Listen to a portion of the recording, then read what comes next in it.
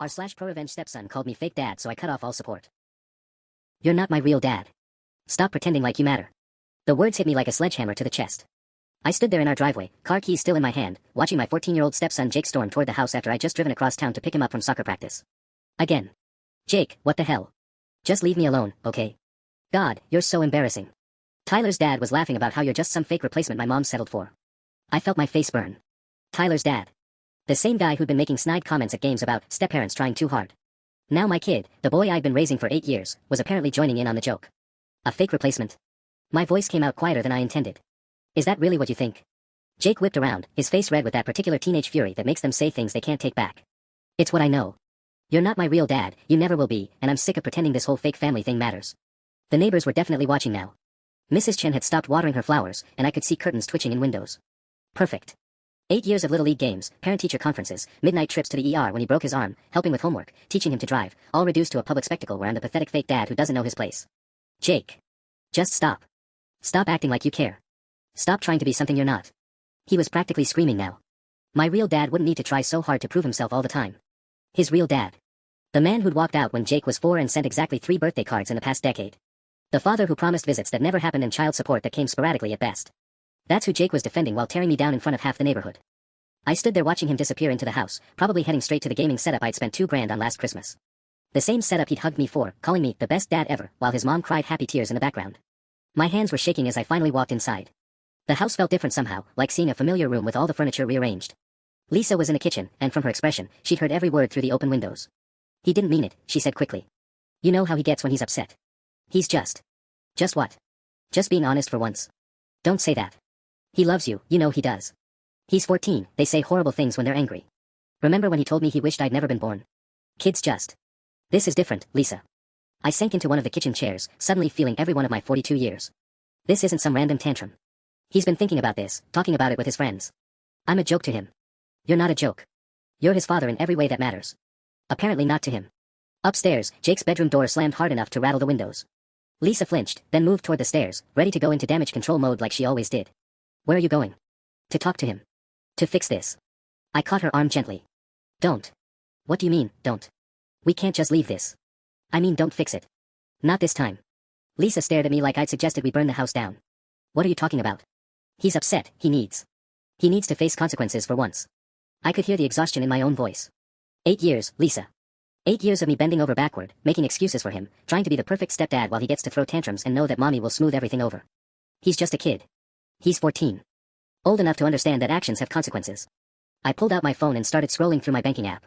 You want to know what I was doing while driving to pick him up today?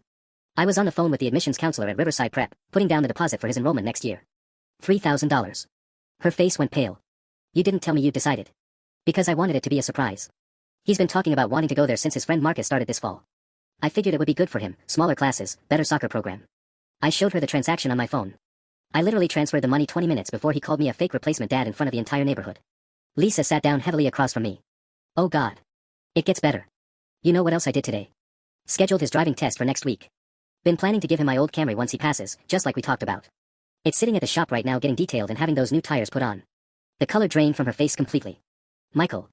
And tomorrow? Tomorrow I was going to surprise him with tickets to see the Lakers play Golden State next month. Front row seats. Cost me $800, but I remembered him talking about wanting to see Curry play in person.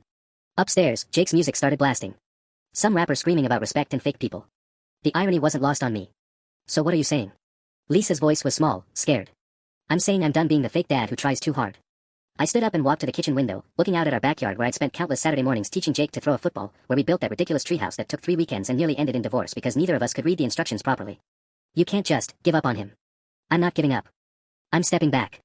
He wants his real dad. He can wait for him. He thinks I'm a fake replacement who doesn't matter. Fine. Let's see how much I actually don't matter. The music upstairs got louder. Probably his way of making sure we knew he didn't care about our conversation, didn't want to hear any lectures or apologies. Michael, please. You're angry, I get it, but you can't punish him for being a stupid teenager. I turned to face my wife, this woman I'd fallen in love with partly because of how much she loved her son, how desperately she wanted to give him a stable family. I'm not punishing him, Lisa. I'm just stopping.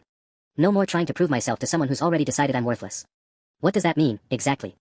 I looked around the kitchen, at the family photos covering the refrigerator, at the chore chart where Jake's name sat next to a list of responsibilities he never actually did, at the permission slips and school notices addressed to parent/guardian that I've been signing for years.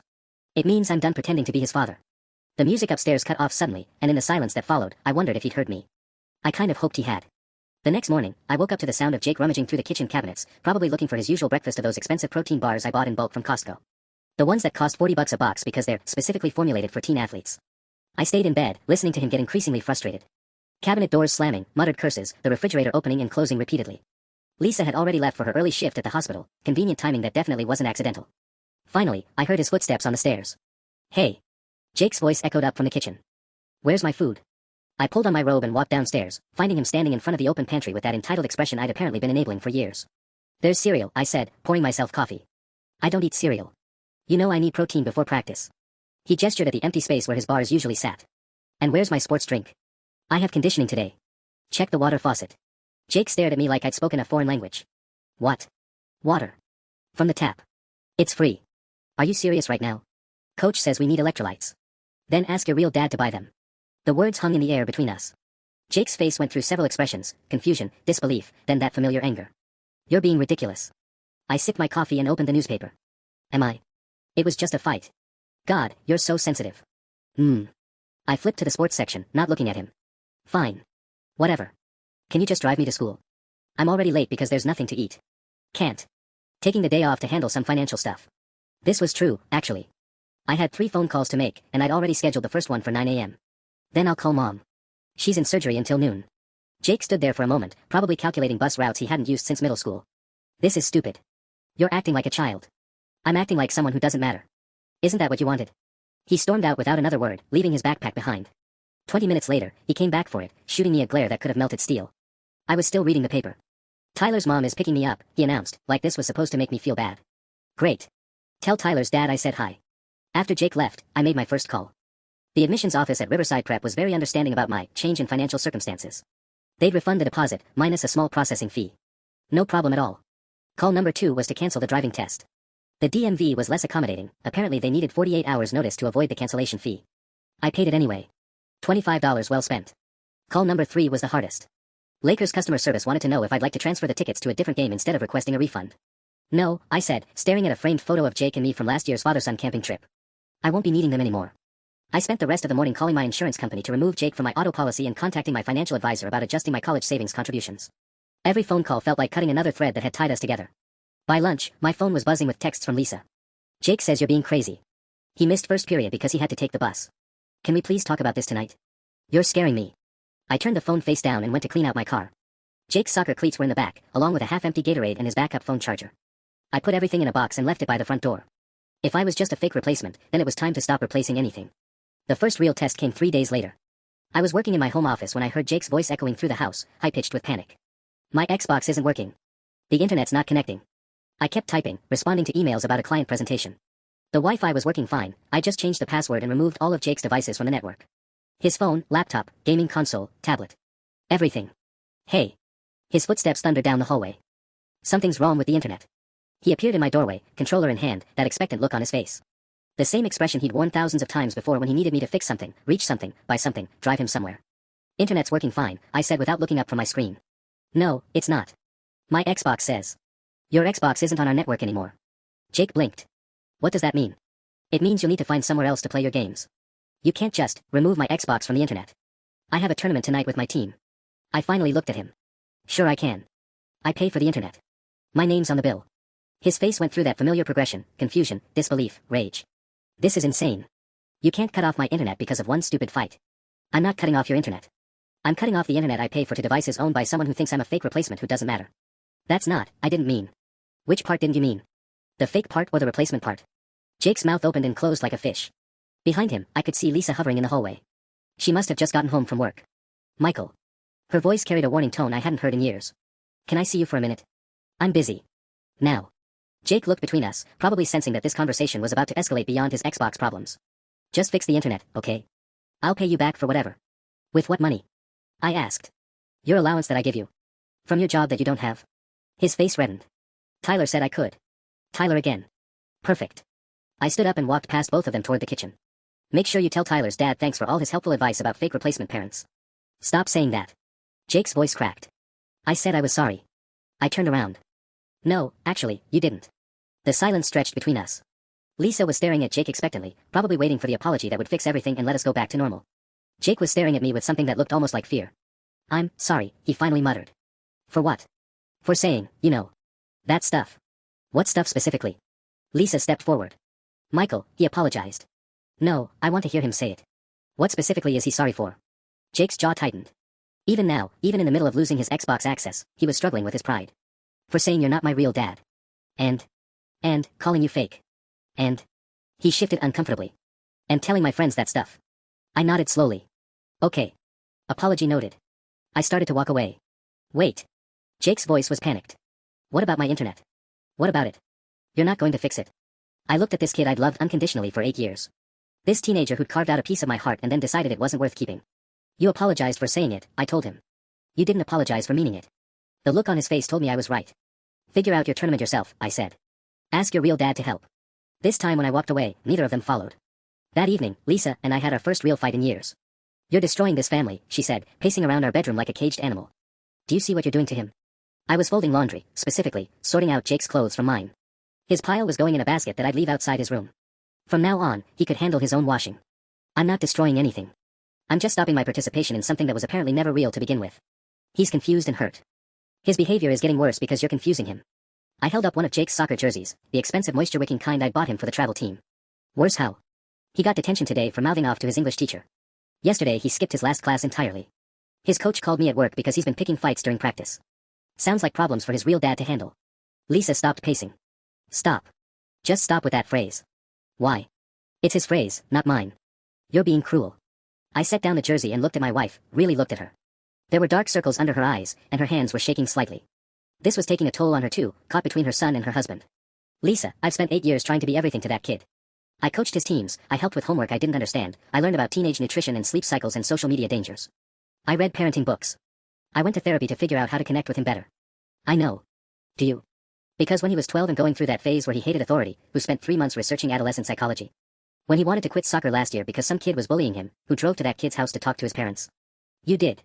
When he got suspended for that incident with the vaping, who took time off work to sit in family counseling sessions where the therapist kept talking about building trust between father and son. Her voice was barely a whisper. You did. And now I find out that while I was doing all of that, he was telling his friends I'm a fake replacement his mother settled for. That every game I attended, every school event where I introduced myself as his dad, he was embarrassed by me. I picked up the laundry basket full of his clothes. So I'm done. I'm done trying to earn something I'll never actually have. Michael, please. Has he asked about me at all? In the 3 days since this started, has he wondered why I'm not driving him places or asking about homework or making his favorite dinner? Lisa's silence was answer enough. Right. Because he doesn't actually need me for anything except money and transportation. Well, now he can figure out alternatives. I headed toward the door, then stopped. You know what the worst part is? I actually convinced myself that he loved me. When he was younger, the way he'd run to me when I got home from work, how he wanted me to read bedtime stories, asked me to teach him things. I thought that meant something. It did mean something. No, it meant he was a kid who needed things, and I was convenient. Now he's old enough to see me clearly, and apparently what he sees is pathetic. Down the hall, Jake's bedroom door opened. Footsteps approached, then stopped just outside our room. Are you guys getting divorced? His voice was small, uncertain. Lisa and I stared at each other. It was the first time he'd acknowledged my existence in 3 days, and of course it was because he was worried about how this might affect him. We're discussing some changes in household arrangements, I said without looking at him. What kind of changes? I finally turned around. Jake was standing in the doorway in his pajamas, looking younger than 14. For just a moment, I felt that familiar urge to comfort him, to reassure him that everything would be okay. Instead, I handed him his laundry basket. The kind where you learn what having a real dad actually costs. The next morning, I woke up to Lisa shaking my shoulder frantically. Michael, get up. Jake's missing. I sat up, immediately alert. What do you mean missing? He's not in his room. His bed wasn't slept in. I've been calling his phone for an hour, it goes straight to voicemail. My mind raced through possibilities, that parental panic overriding everything else. Did you check? I checked everywhere. Tyler's mom hasn't seen him. Coach Henderson doesn't know where he is. I even called that girl Madison he likes, nothing. I was already pulling on clothes, muscle memory taking over. 8 years of being responsible for this kid doesn't just disappear overnight, apparently. When did you last see him? Last night around 10. He was in his room, and I heard him on the phone with someone, but I couldn't make out what he was saying. Lisa's voice was shaking. What if something happened to him? What if this is because of? Don't. I grabbed my keys. We'll find him. We spent 2 hours driving around town. The park where he used to play. The arcade where his friends hung out. The 24-hour diner near school. Nothing. Lisa was practically vibrating with anxiety, calling everyone in Jake's contact list while I drove. It was Tyler's mom who finally gave us the lead. Oh, Jake, she said when Lisa called her for the 3rd time. Tyler mentioned something about Jake being excited about meeting his real father. Said something about a bus station. My blood turned to ice. The Greyhound station downtown was exactly as depressing as you'd expect. Fluorescent lighting, cracked plastic chairs, and the smell of industrial disinfectant mixed with desperation. We found Jake sitting in the corner with a duffel bag, staring at his phone with increasing frustration. Jake. Lisa ran to him like he'd been missing for days instead of hours. He looked up, and I saw something I'd never seen in his face before, genuine fear mixed with embarrassment.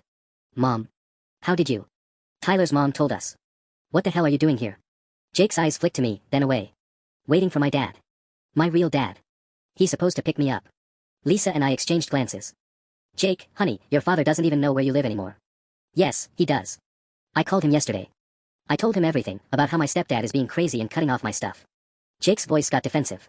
He said he missed me and wanted to see me. He's driving down from Portland. What time was he supposed to be here? I asked quietly. 2 hours ago. Jake's admission came out barely above a whisper. His phone keeps going to voicemail now. Of course it did. This was exactly like the real Jake's father, big promises, grand gestures, then disappearing when reality set in. I'd watched this man break his son's heart a dozen times over the years with missed visits and forgotten birthdays. Okay, Lisa said carefully. Why don't we go home, Anne? No. Jake's voice cracked. He's coming. He said he wants me to live with him. He said I don't have to put up with fake family bullshit anymore. There it was again. That phrase that had started this whole mess. Jake, I said, sitting down across from him. How long have you been planning this?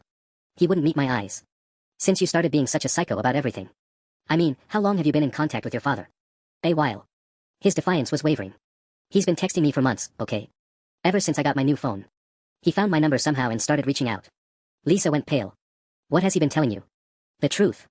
That you guys were poisoning me against him. That he never stopped wanting to be part of my life but you made it impossible.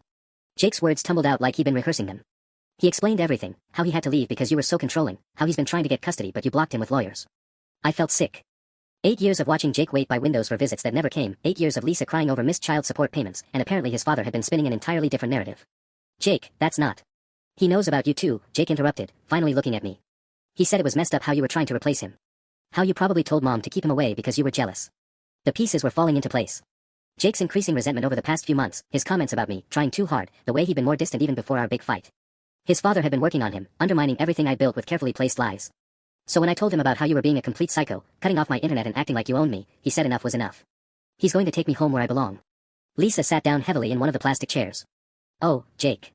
He's coming, Jake insisted, but his voice lacked conviction now. Maybe traffic is bad. Maybe his phone died.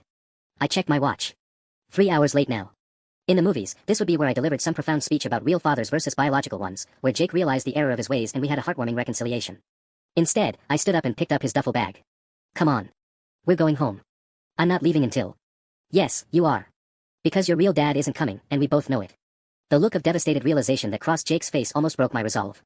Almost. But then I remembered standing in our driveway 3 days ago, watching this same kid scream about how little I mattered to him, and I hardened my heart again.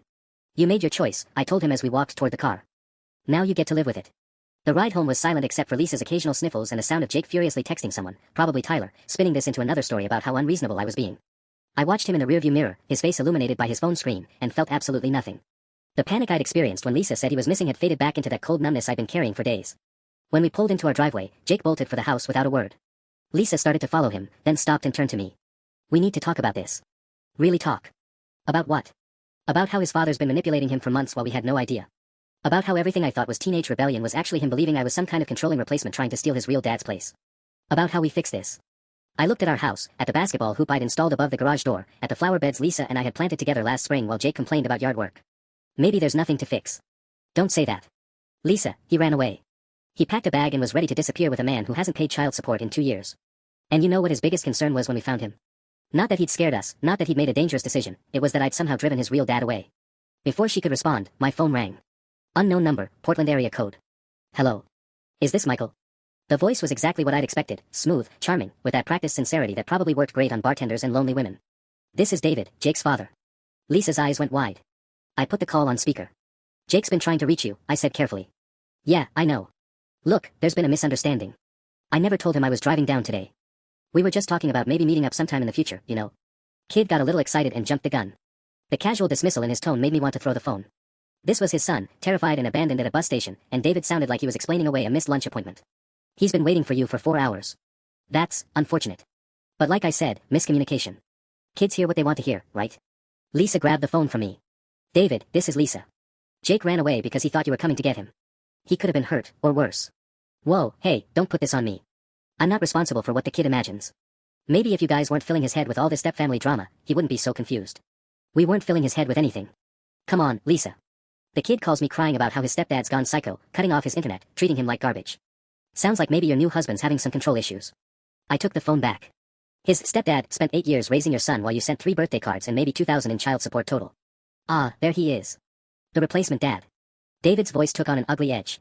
Look, buddy, I appreciate you playing house with my family, but Jake's my blood. And from what I hear, he's finally old enough to see through whatever game you've been playing. What game is that? The whole, look how much better I am than your real dad thing. Trust me, I've seen it before. New guy comes in, throws money around, tries to buy the kid's love, then gets pissed when it doesn't stick. Every word was calculated to hit exactly where I was most vulnerable, and I hated that it was working. So what happens now? Lisa asked. Jake thinks you're coming for him. Well, that's not really my problem, is it? I mean, I live 8 hours away, I've got work, a new girlfriend. I can't just drop everything because the kid misunderstood a phone conversation. He's your son. Yeah, and you're his mother. Handle it. The line went dead. We sat in the car for another 10 minutes, neither of us wanting to go inside and face what came next. Through the living room window, I could see Jake pacing back and forth, his phone pressed to his ear. Still trying to reach his father, probably. He's going to be devastated, Lisa finally said. He should be. Maybe now he'll understand what his real dad is actually like. Michael, don't. He's already hurting enough.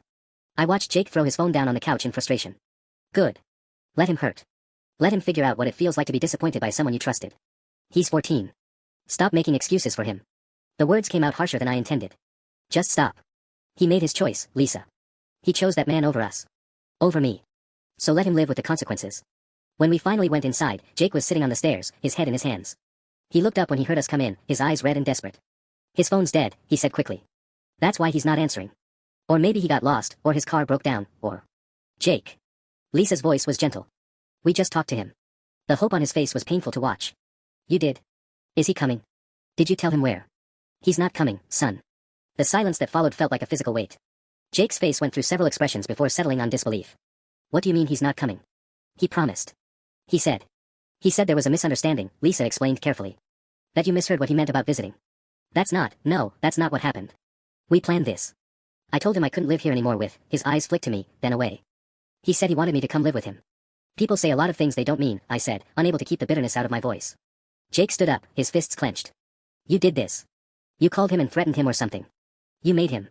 I didn't make him do anything. Your real dad decided on his own that he didn't want to deal with you. Michael, Lisa warned, but I was past caring about her warnings. What? It's the truth. He hung up on us, Jake. When we told him you were waiting for him, counting on him, he said it wasn't his problem. The color drained from Jake's face. You're lying. Am I? Call him back. See if he answers. Michael, stop. But something ugly had awakened in me, something that wanted Jake to feel even a fraction of the betrayal I'd been carrying for days. You want to know what your real dad said about you? He said you heard what you wanted to hear. Called you confused. Said he couldn't drop everything for a misunderstanding. Stop it. Jake's voice cracked. He's got a new girlfriend, Jake. A new life. And there's no room in it for a kid who only calls when he's running away from the people who actually take care of him. Stop. Jake screamed, and suddenly he was crying, not the angry tears of a teenager, but the broken sobs of a little boy whose world was crumbling. Lisa moved toward him, but he backed away, shaking his head. This is all your fault, he said to me, his voice thick with tears and rage. Before you started acting crazy, everything was fine. He was going to come get me, and we were going to be a real family, and... We were already a real family. The words exploded out of me. For 8 years, we were real. I was real. Every soccer game, every homework session, every time you needed something, that was real. No, it wasn't. It was all fake, just like you said. You were just pretending because Mom made you. Something inside me snapped completely. You know what, Jake? You're right. It was all fake. Every single second of it. And I'm done pretending. The look of shock on his face told me I'd finally gone too far. But I couldn't stop. Consider this your early graduation present. You're officially free of your fake replacement dad. The silence that followed my words was deafening. Jake stood there, tears streaming down his face, looking like I'd physically struck him. Lisa was staring at me with an expression I'd never seen before, something between horror and disgust.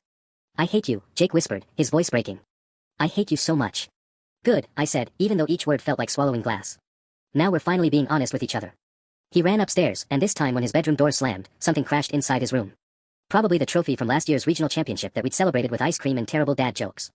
Lisa and I stood in the hallway, the weight of what I'd just done settling between us like toxic fog. That was unforgivable, she said quietly. Was it? Or was it just the truth he needed to hear? He's a child, Michael. A hurt, confused child whose father just abandoned him again, and instead of comfort, you chose cruelty. I wanted to argue, to defend myself, but the words wouldn't come. Upstairs, I could hear Jake on the phone, his voice muffled but desperate. Probably calling Tyler, or maybe trying his father again. My phone buzzed. A text from my brother Chris, *, hey, how's Jake doing? Sarah's been asking about her favorite cousin. Thinking of driving down next weekend, *. Right. I'd completely forgotten about family dinner this Sunday. The monthly tradition where Jake would show off whatever new skill he'd learned, where my parents would slip him $20 for being such a good kid, where Chris would challenge him to video game competitions that somehow always ended in ties. I couldn't imagine sitting around that table now, pretending everything was normal while Jake glared at me with pure hatred. Another text popped up, this one from Jake's soccer coach, * practice moved to 6 a.m. tomorrow for field maintenance. Can you make sure Jake knows? Thanks, *. The casual assumption that I was still the person who handled Jake's schedule, that I was still his dad in all the ways that mattered, made my chest tight. How many people would I have to explain this to? How many awkward conversations lay ahead? Michael. Lisa's voice was barely controlled. I need you to fix this. I can't fix this. It's been broken for months, apparently. I just didn't want to see it. So that's it. You're just giving up. Before I could answer, my phone rang. The caller ID made my stomach drop. Jake's school. Mr. Mitchell. This is Principal Waters. I'm calling about Jake's emergency contact information. What about it? Well, there seems to be some confusion. Jake came to the office this morning requesting to have your name removed from all his forms.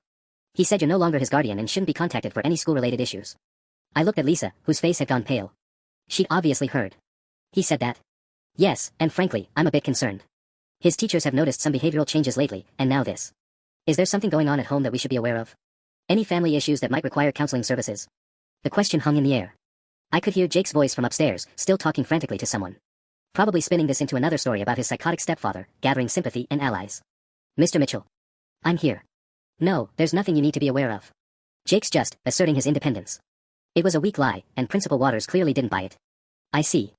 Well, since he's a minor, we'll need written authorization from his mother to make any changes to his emergency contacts. And Mr. Mitchell. If Jake needs someone to talk to, we have excellent counseling resources available. After I hung up, Lisa was staring at me with something that looked like defeat. He's trying to erase you completely, she said softly. Looks like it. And you're just going to let him? I looked toward the stairs, where Jake's voice had finally gone quiet. He's making his choice, Lisa. Just like I made mine. The emergency contact situation at school turned out to be just the beginning. Over the next few days, Jake systematically began removing me from every aspect of his life with the precision of a surgeon. First, it was his bank account. I discovered this when my usual transfer of his monthly allowance bounced back with a notice that the account had been closed. When I asked Lisa about it, she admitted Jake had convinced her to help him open a new account, one that only had her name on it. He said he didn't want you having access to his money anymore, she explained, not quite meeting my eyes.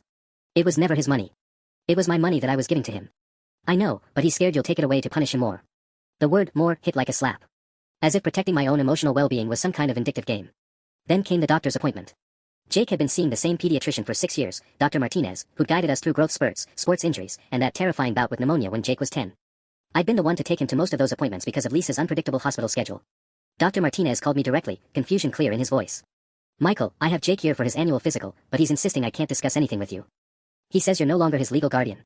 I was in the middle of a client meeting, trying to focus on quarterly projections while my personal life imploded in real time. That's complicated. He's going through a phase where he's rejecting our relationship. I see. Well, his mother signed the consent forms, so we're proceeding with the appointment. But I wanted you to know, his anxiety levels seem quite elevated. Has there been any significant stress at home lately? Significant stress. That was one way to put it. You could say that. Any family trauma? Divorce proceedings? Changes in household structure? Each question felt like a probe into an infected wound. Nothing like that. Just, typical teenage rebellion taken to an extreme. But even as I said it, I wondered if that was true anymore. Jake's campaign to erase me from his life was becoming increasingly sophisticated. It wasn't just anger, it was systematic dismantling. That afternoon, I came home to find Tyler's mom in our driveway, her expression uncomfortable as she handed Jake a large shopping bag through her car window. When she spotted me, she gave an awkward wave and drove off quickly. What was that about? I asked Lisa, who was watching from the front porch. Jake needed some things for school. Project supplies. Why didn't he just ask me to take him to the store? Lisa's silence was answer enough. Inside, I found Jake in the kitchen wearing a brand new hoodie I'd never seen before. The price tag was still attached, $48. Nice sweatshirt, I said casually. He stiffened but didn't look at me. Tyler's mom picked it up for me. That was generous of her. I'm paying her back. With what money? I thought you didn't have any income. Jake's jaw tightened. I'm figuring it out. The phrase sent a chill through me. Figuring it out how? That's not your business anymore. Before I could press further, he disappeared upstairs with his shopping bag. 20 minutes later, I heard him on the phone again, but this time his voice was different, more mature, more confident. Yeah, I can definitely do that. Tuesday and Thursday evenings work great. No, transportation won't be a problem. I found myself standing outside his door, shamelessly eavesdropping, trying to piece together what he was planning. Right, cash only. That's perfect. And you said 15 an hour? Awesome. Thanks so much for giving me this opportunity. When he hung up, I was still standing there like an idiot when his door opened. Were you listening to my conversation? His voice carried a new edge, not just anger anymore, but something colder. You got a job. Maybe. Is that against your rules too? The sarcasm cut deep, but underneath it I heard something else, determination. Jake wasn't just rejecting me anymore, he was actively building a life that didn't include me at all.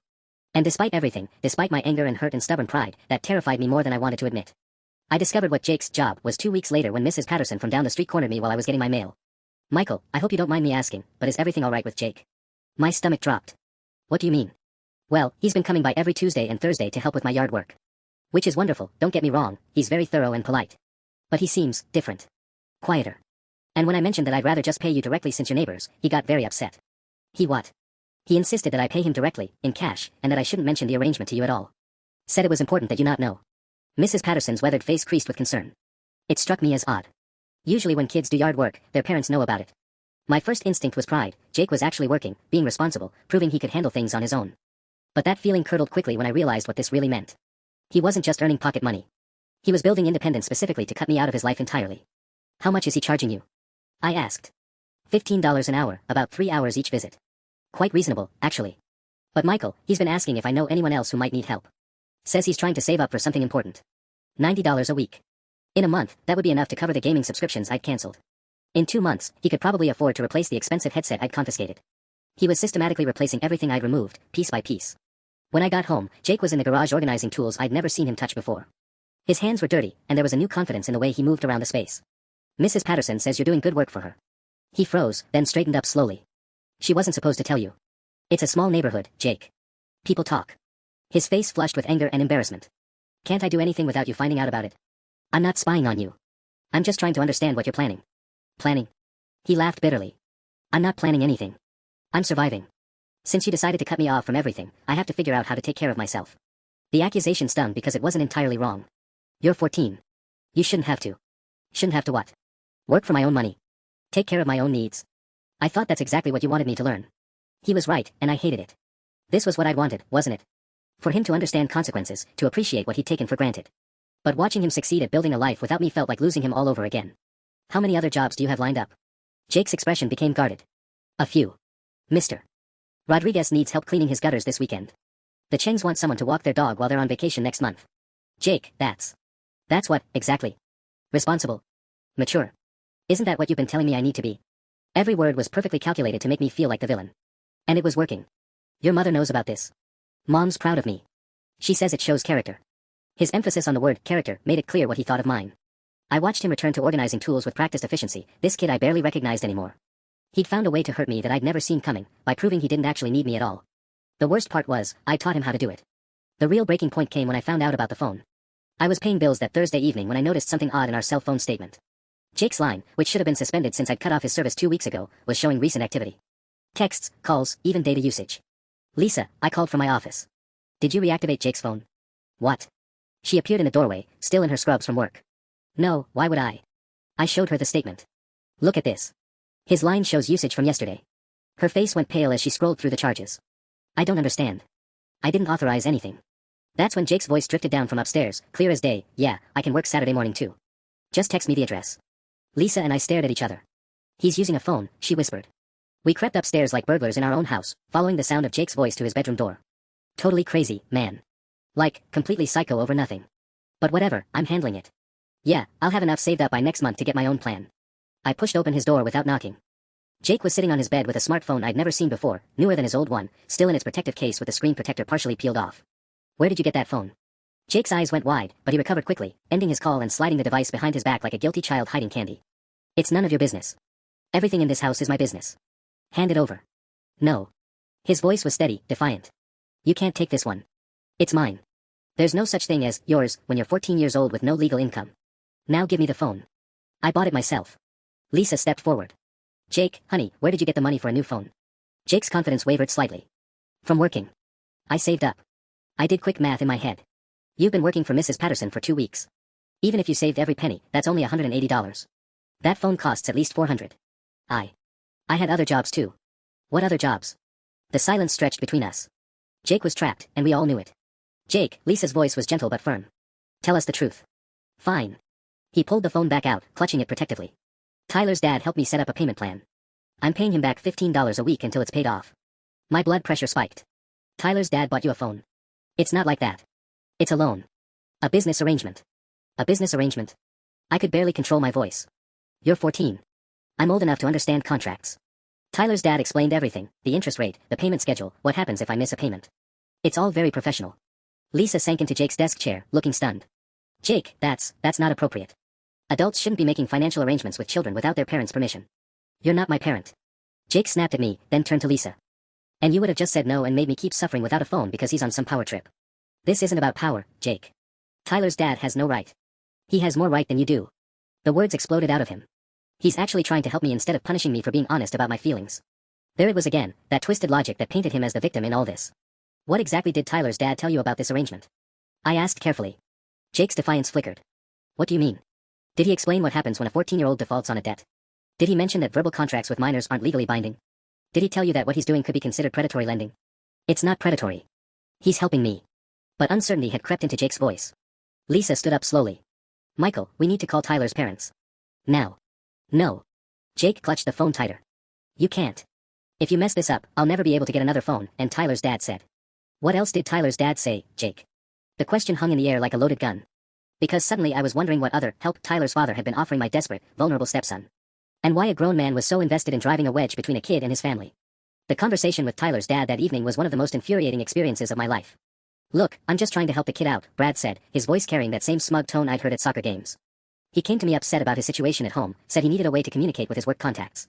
I saw an opportunity to teach him about financial responsibility. By setting up a loan with a minor without his parents' consent. Lisa's voice was dangerously quiet. Hey, I didn't force anything on him. Jake approached me. Said his stepfather was being unreasonable, cutting him off from basic necessities. I mean, what kind of man takes away a kid's phone? That's pretty controlling behavior. I gripped my own phone tighter. What kind of man manipulates a family dispute to? Whoa, hold on there.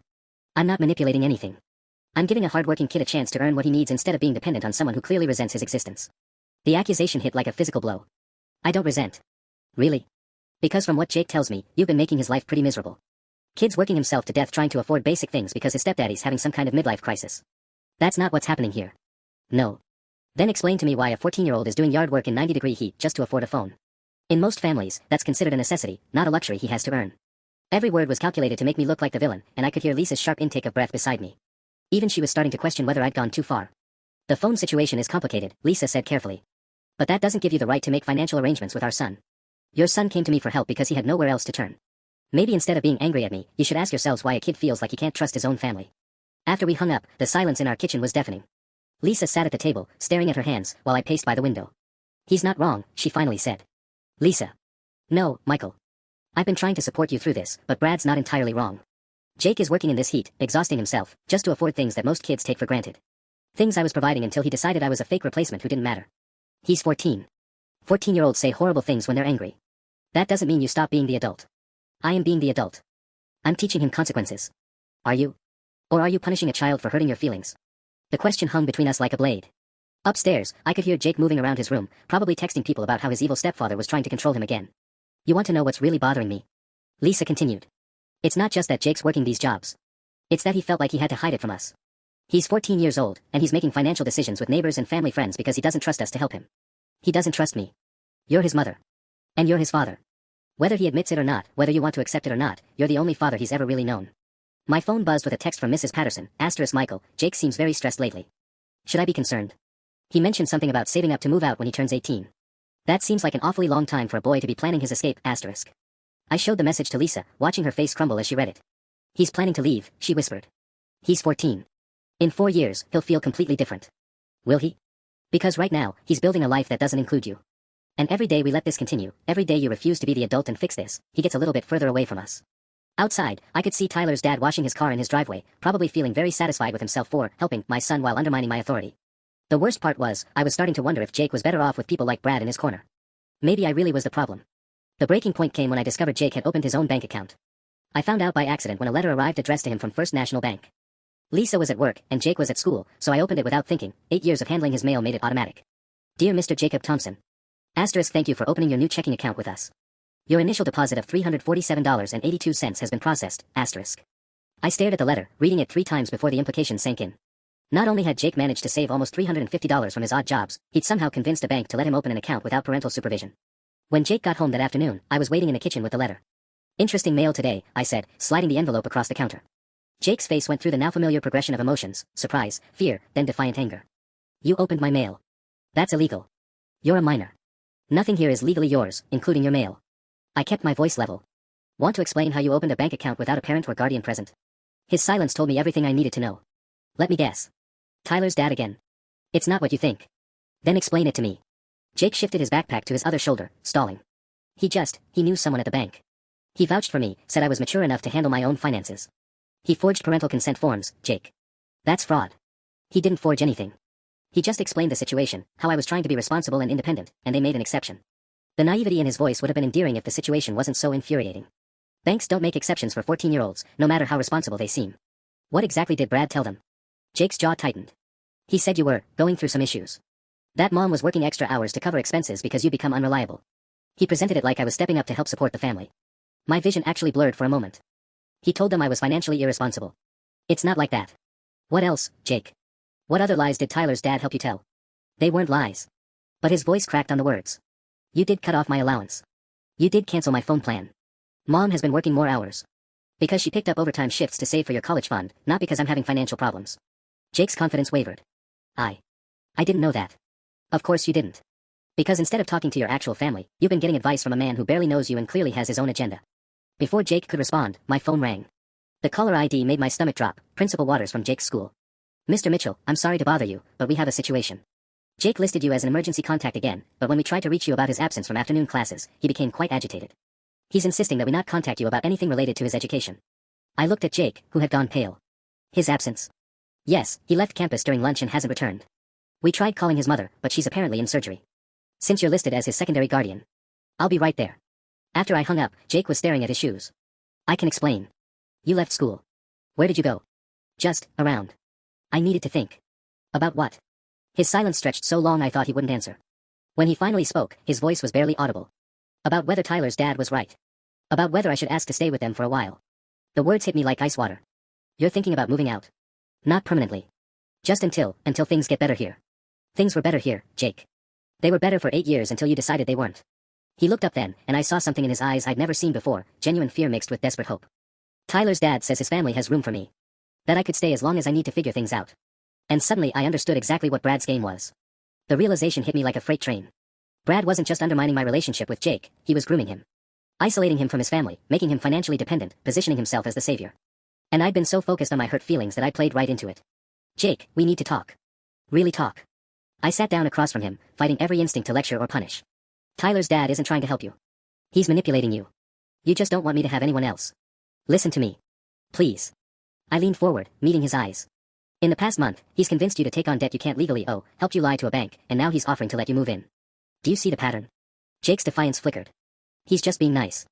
Jake, I've been your dad for 8 years. Have I ever, even when I was angriest, tried to turn you against your mom? He shook his head reluctantly. But Brad spent weeks telling you that I'm controlling, that your mom's struggling because of me, that you can't trust your own family.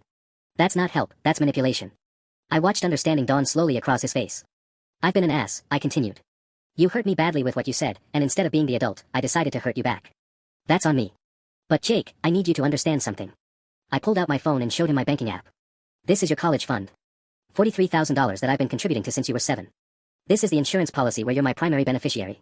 This is the will I updated last year making sure you inherit everything if something happens to me. His eyes widened as he scrolled through the accounts. Real dads don't just show up for the fun parts, Jake. They show up for 8 years of orthodontist appointments and algebra homework and teaching you to drive stick shift even though you kept stalling at red lights. Tears were forming in his eyes now. But you know what the difference is between me and Tyler's dad? I'm going to love you even when you're being a complete pain in the ass. Even when you say things that break my heart. Even when you run away or try to erase me from your life. I'm sorry, he whispered. I'm so sorry. I didn't mean. Yes, you did. And that's okay. You're allowed to be angry with me, Jake. You're allowed to test boundaries and say awful things when you're hurting. But you're not allowed to put yourself in danger because some manipulative adult convinced you that your real family doesn't love you. Jake was crying openly now. I was so mad at you.